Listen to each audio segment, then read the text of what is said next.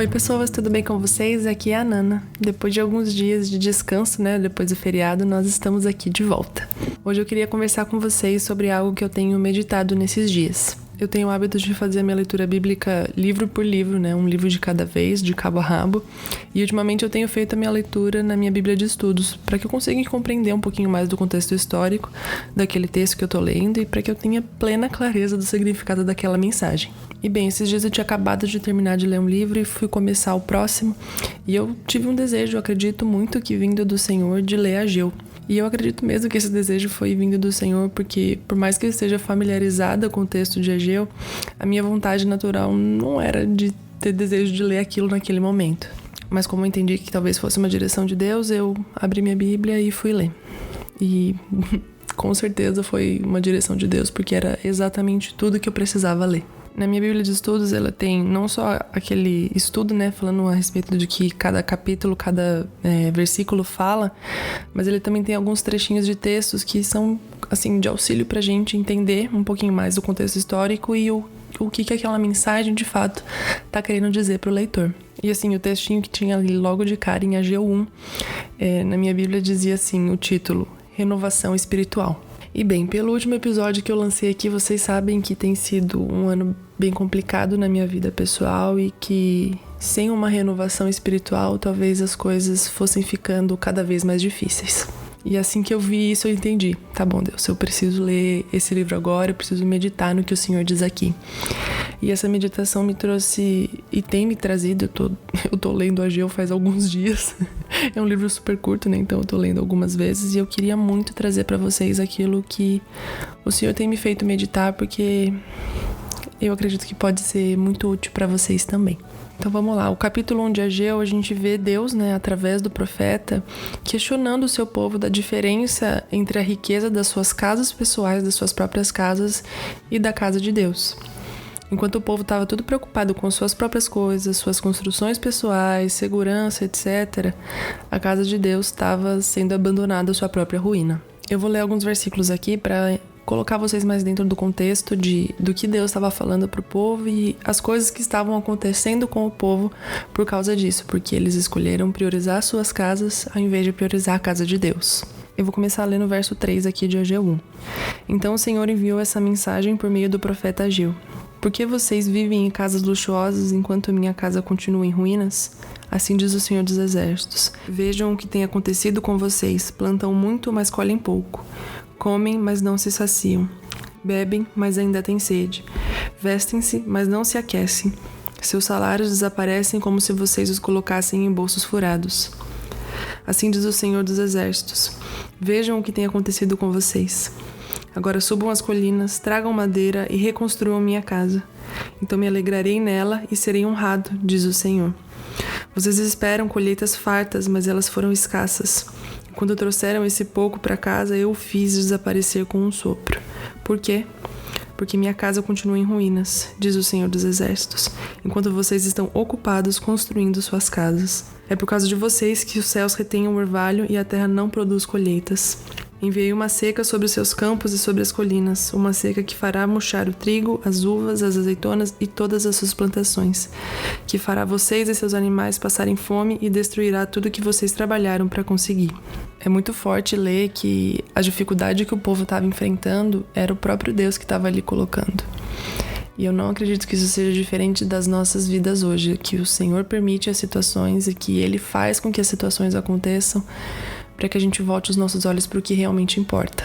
Aqui nesse trechinho que eu falei, que na minha Bíblia tem sobre renovação espiritual, fala que o povo estava sofrendo por causa do seu descaso pelo relacionamento com Deus. Aqui a gente tem um exemplo físico, da construção de casas, uma construção de uma casa física para Deus e das casas físicas humanas. Mas o texto também está falando da construção de uma casa espiritual para Deus, da nossa comunhão, do nosso relacionamento íntimo com Ele.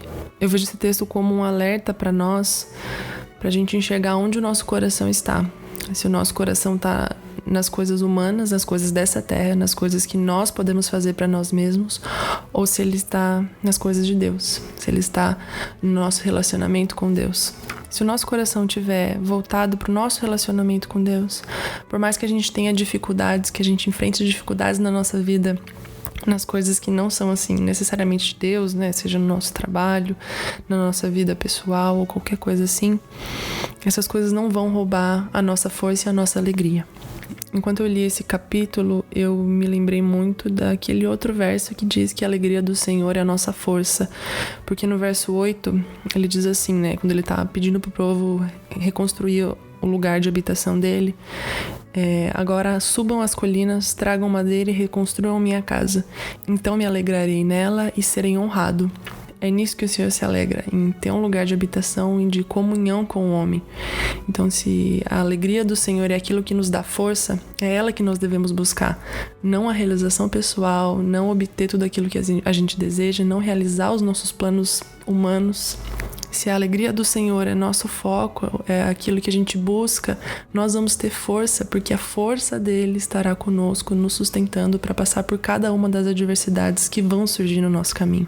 A ligação desses dois versos, né, de que o Senhor vai se alegrar em habitar conosco, em ter um lugar de habitação conosco, e de que a alegria dele é a nossa força, eles vieram de encontro muito forte assim comigo, porque algumas situações deixam a gente se sentindo assim, fraco, impotente e coisas desse gênero. Mas quando a gente percebe que a gente tá sem força porque o nosso coração tá no lugar errado, porque a gente não tá buscando a alegria de Deus, aí a gente se toca que algumas coisas precisam mudar na gente.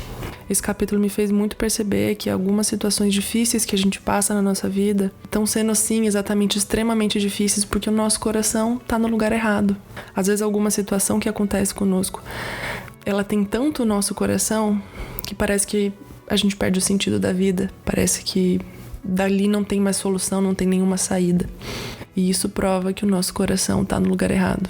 Isso prova que a gente não tem buscado a Deus, que a prioridade da nossa vida não é nosso relacionamento com Ele, mas as nossas realizações e conquistas aqui dessa terra. Eu acho que ler esse tipo de texto, quando você enfrenta situações em que você percebe que o seu coração está no lugar errado, é muito o Senhor demonstrando a bondade da sua luz, a sua misericórdia sobre nós.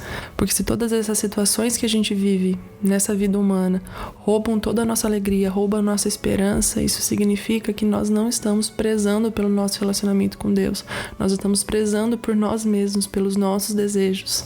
E ver que Deus usa um texto como esse para expor a nossa falha em misericórdia, para nos fazer voltar para Ele, me demonstra uma fidelidade absolutamente incompreensível. Deus está aqui dizendo pro povo, olha, a minha casa tá em ruínas. Ele não tá dizendo, olha, minha casa tá levemente abandonada. Gente, vamos dar uma atenção que aqui nesse texto Deus tá dizendo pro povo, vocês abandonaram a minha casa, vocês não valorizam o meu relacionamento com vocês. A prioridade da vida de vocês é sim suas coisas pessoais. E por isso nada do que vocês fizerem vai prosperar. Tudo que vocês conquistarem vai sumir como um sopro. Até o verso 10 diz, né, que é por causa de vocês que os céus retêm o orvalho e a terra não produz colheitas. É por causa da escolha do povo, é por causa das nossas escolhas, é por causa daquilo que a gente ama, daquilo que a gente deposita o nosso coração, que muitas vezes as dificuldades vêm. E é interessante a gente comparar situações em que o nosso coração está depositado no lugar certo. Pode vir uma situação extremamente difícil, se os nossos olhos estão voltados para o Senhor, se a prioridade da nossa vida é o nosso relacionamento com Ele, por mais difícil que seja a situação, a gente vai passar por ela com paz e alegria. Eu não sei vocês, mas eu, diante desse texto, consigo enxergar a necessidade de uma renovação espiritual na minha vida. Eu consigo enxergar que muitas vezes a minha prioridade não é o relacionamento com Deus, mas é a realização daquilo que eu desejo. Então esse texto serve de uma exortação, mas ao mesmo tempo que uma demonstração da misericórdia de Deus. Para mim, ler esse texto tem sido Deus revelando para mim, eu te amo apesar de você continuar amando as suas coisas, mas aprenda que você precisa voltar o seu coração para mim, aprenda que as dificuldades vão vir, independente de onde está o seu coração, mas se o seu coração estiver priorizando o nosso relacionamento, então você vai passar por cada uma das dificuldades com alegria, força e misericórdia. Quando eu estava lendo esse texto, e aí eu me deparei com esse trechinho aqui da minha Bíblia que fala, né, a respeito dessa renovação espiritual. Quando ele fala a expressão descaso com o relacionamento com Deus, isso me levou aos prantos imediatamente, porque me fez perceber que muitas vezes eu não tô prezando e cuidando e tendo zelo pelo meu relacionamento com Deus. Eu tô deixando outras situações se tornarem maiores porque os meus olhos estão voltados para elas e não para o Senhor. Então, o meu encorajamento aqui para vocês hoje é que olhem para o Senhor. Eu sei que eu falo isso em 99% dos episódios, mas olhem para o Senhor, voltem o seu coração para Ele. Eu sei, tem muita gente passando por muita situação difícil esse ano, mas talvez esteja extremamente difícil porque a gente não está priorizando o relacionamento com Deus. Porque com o relacionamento com Deus, as dificuldades vão vir sim, vão continuar vindo, mas a gente vai ter a alegria e a força do Senhor nos sustentando em cada uma delas.